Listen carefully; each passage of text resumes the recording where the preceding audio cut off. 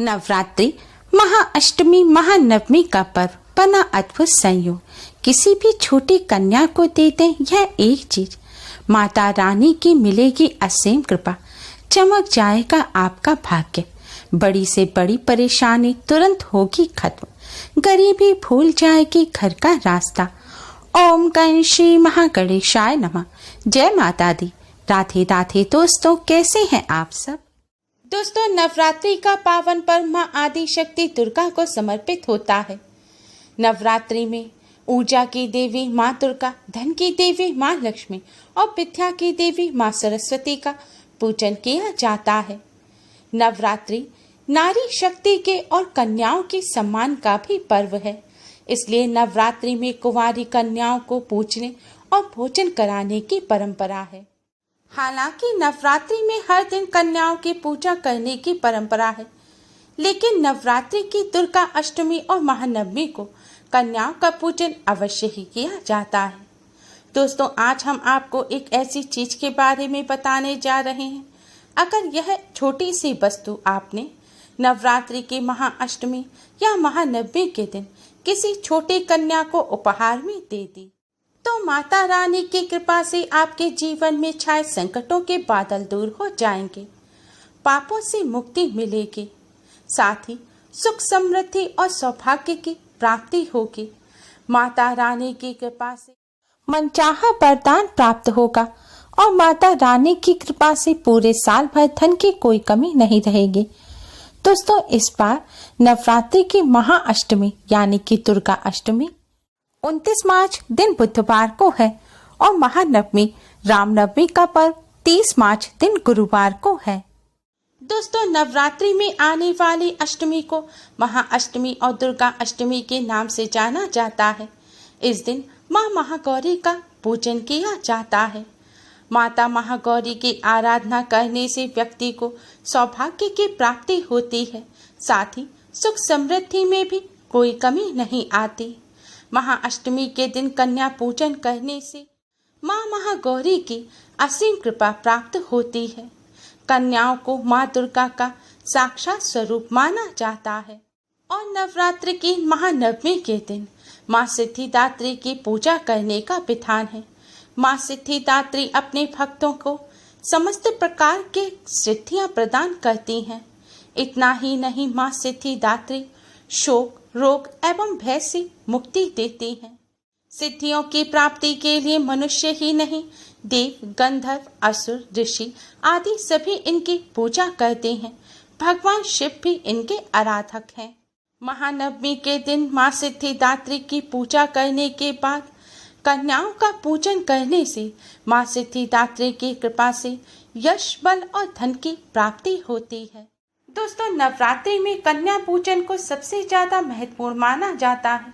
माना जाता है जो भक्त नवरात्रि के व्रत भी नहीं रख पाते हैं, उन्हें भी कन्या पूजन अवश्य ही करना चाहिए। कन्या पूजन के बिना व्रत और पूजन का पूर्ण फल प्राप्त नहीं होता।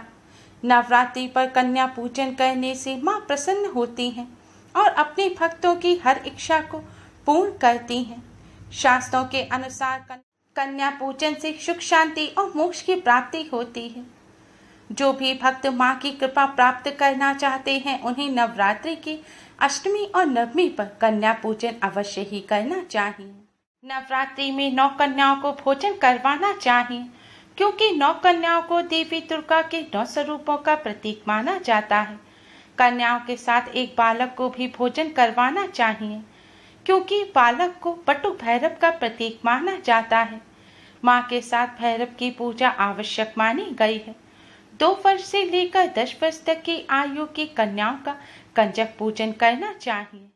कन्याओं को घर में पधारने पर उन्हें देवी स्वरूप मानकर सम्मान पूर्वक आसन पर बिठाकर उनके पैर धुलवाने चाहिए।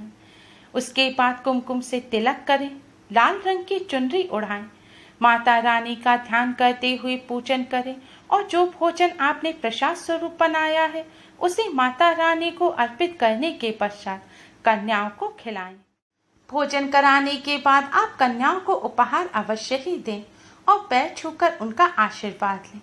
दोस्तों, अगर आप किसी कारणवश कन्या पूजन नहीं कर पा रहे हैं, तो भी आप नवरात्रि में किसी कन्या को यह एक छोटी सी चीज अवश्य ही दे दें। इससे आपको माता रानी का भरपूर आशीर्वाद प्राप्त होगा। माता रानी को खुश करने के लिए और माता रानी की कृपा प्राप्त करने के लिए सबसे पहले आप एक लाल रंग की चुनरी लें और इस चुनरी को माता रानी के सामने बिछाकर रख दें। अब इस लाल रंग की चुनरी में आप कोई मौसमी फल रख दें। मौसमी फल में आप केला या नारियल रखें तो ज़्यादा शुभ रहेगा, क्योंकि केला भगवान श्री हरि विष्णु को अति प्रिय है और नारियल को श्रीफल कहा जाता है, जो माँ लक्ष्मी को प्रिय है।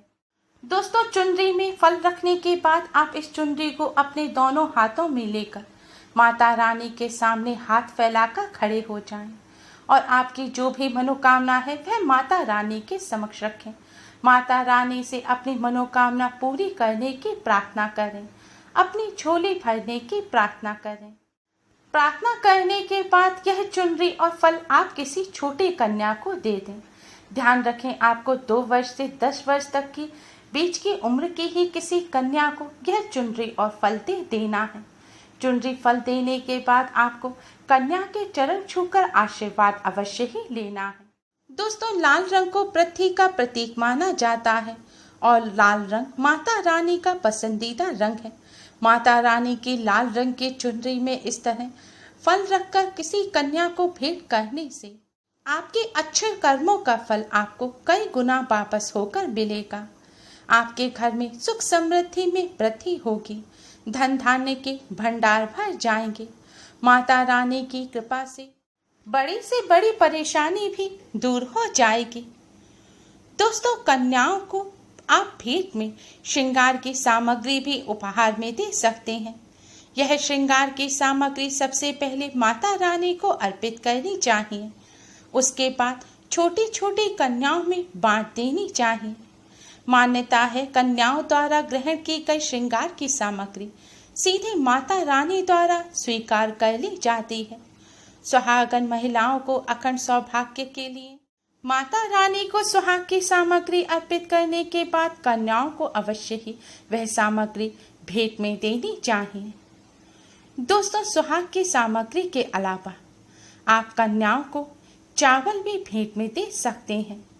परंपराओं के अनुसार जब कन्याओं को घर से विदा किया जाता है तो विदाई में उनको कोचा दिया जाता है। इस कोचे में चावल और गुड़ दिए जाते हैं। मान्यता है, इससे आपके घर में धन धान्य में वृद्धि होती है। नवरात्र में आप भी कन्या भोज करें तो विदा करते समय कन्याओं को थोड़े से चावल अवश्य ही दें। इससे आपके घर में संपन्नता बढ़ेगी। सुहाग की सामग्री के साथ या किसी अन्य वस्तु के साथ आप थोड़े से चावल के दाने उस वस्तु में डालकर कन्याओं को भेंट कर सकते हैं। या आपके घर कन्या पूजन के लिए जब आए तब आप कन्याओं के मस्तक पर कुमकुम का तिलक लगाकर उनके मस्तक पर थोड़े से चावल अवश्य ही लगा दीजिए। इससे आपके घर में संपन्नता बढ़ेगी। दोस्तों, नवरात्र में कन्याओं को विदा करते समय उन्हें दक्षिणा के स्वरूप कुछ रुपए पैसे भी जरूर देने चाहिए। ऐसा करने से माँ लक्ष्मी आप पर प्रसन्न होंगी और आपके भंडार भर देंगी। आप अपनी सामर्थ्यानुसार जितनी भी आपकी इच्छा हो 11, 21, 51, 101 या ज़्यादा आप कितने भी रुपए दे सकते हैं।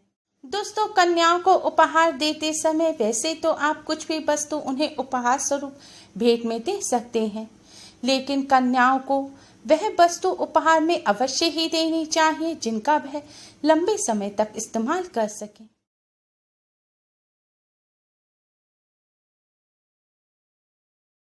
उतने ही शुभ फल आपको प्राप्त होंगे। इसलिए आप कन्याओं को उपहार में शिक्षण की सामग्री, किताब, पेन, पेंसिल आदि भी दे सकते हैं। आप कन्याओं को वस्त्र भी दे सकते हैं, लेकिन ध्यान रखें, काले, नीले या ब्राउन कलर के वस्त्र कन्याओं को ना दें। कन्याओं को हमेशा शुभ रंग के ही वस्त्र दें। दोस्तों, कन्याओं को कुछ भी उपहार देते समय आप कन्याओं को माता रानी का स्वरूप मानकर ही उपहार दें और उपहार देने के बाद कन्याओं के चरण अवश्य ही छुएं और उनसे आशीर्वाद लें। इससे आपको माता रानी की कृपा प्राप्त होगी और हर परेशानी से छुटकारा मिल जाएगा। उम्मीद है आपको हमारी ये वीडियो पसंद आई होगी। प्लीज़ लाइक करें, हमारे इस वीडियो को अपने फ्रेंड्स और रिश्तेदारों में ज़्यादा से ज़्यादा शेयर करें, जिससे वह भी इसका लाभ उठा सकें। हमारी और भी वीडियोस के लिए हमारे चैनल को सब्सक्राइब करना ना भूलें। Thanks for watching. Radhe Radhe. जय माता दी।